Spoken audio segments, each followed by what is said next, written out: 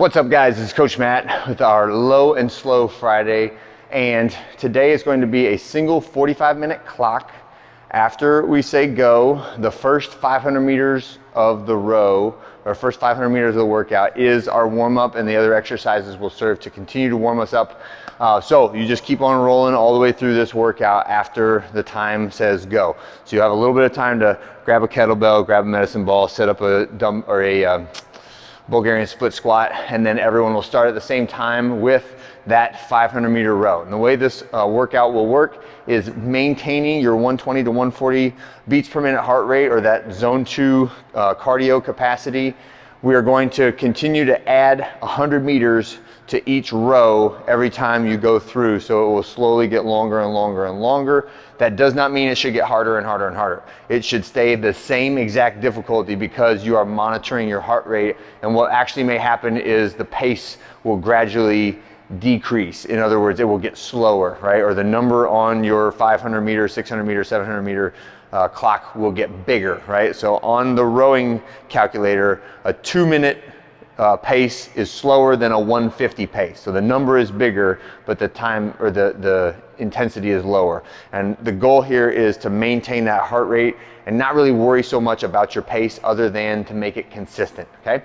All right, so we're gonna start off with that 500 meter row, and when you get off of that, we're gonna go to bird dog. So bird dog is quadruped position, and we're gonna touch elbow and opposite knee and then extend out, trying really hard not to rotate or extend my back when I do it. I'm trying just to squeeze my shoulder and squeeze my glute when I do that. So watch out for hyperextending your back, or just like reaching. When I just reach apart as hard as I can, I will always extend my back. So really focus on keeping that belly button tight and the abdominals tight, and not allowing your hips to extend when you do that. Next one, we'll have our Bulgarian split squat. You can do this with a weight if you like to. I'll take a medicine ball, set up at the bottom position with that front shin vertical. Hold the weight somewhere in front of you, and then we're just pushing up until that front leg is straight. We're gonna do 10 reps on each side. Then with the medicine ball, alternating leg, medicine ball to toes. This is kind of like an alternating leg V sit up, but touch the ball overhead and then reach up and touch it to one of your 2 feet. The other foot should stay off the ground and near the ground, right? So that leg that's not moving is floating off the ground a couple of inches, all right? Next one we're gonna get is 20 reps of our walking kettlebell swing. This is just a little coordination exercise. So we're gonna swing the kettlebell and take a step. So swing, step, step, swing, step, step, swing, step, step. And you can do these forward, sideways, backward. You can alternate hands. There's a lot of different arrangements for it. Mix and match, and just make sure everybody's going relatively the same direction so we don't run over each other, all right? The last one is a reverse sled drag or plate drag.